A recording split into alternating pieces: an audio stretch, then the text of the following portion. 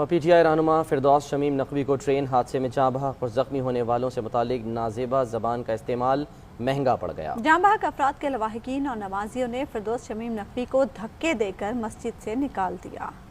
सानहे लियाकतपुर के बायस मीरपुर खास की फजा सोगवार है। तेज गाम हादसे में जाँ बहक अफराद के लवाहिकीन से ताजियत का सिलसिला जारी है। फिरदौस शमीम नकवी ने ट्रेन मुसाफिरों को वाक़े का जिम्मेदार करार दिया। ऑपोजिशन लीडर सिंध असम्बली के बयान पर लोगों में गम और गुस्सा पाया जाता है।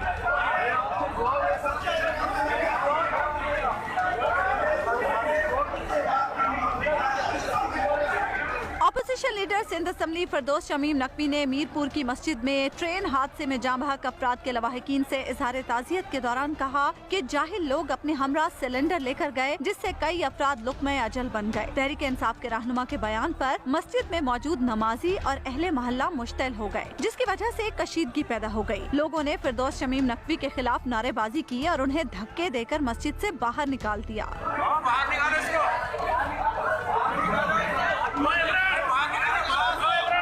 मस्जिद में मौजूद PTI के कारकुन फिरदौस शमीम नकवी को मुश्तल अफराद से बचाते हुए गाड़ी तक लेकर गए। ऑपोजिशन लीडर सिंध असम्बली ने वहां से वापस जाने में ही आफियत जानी।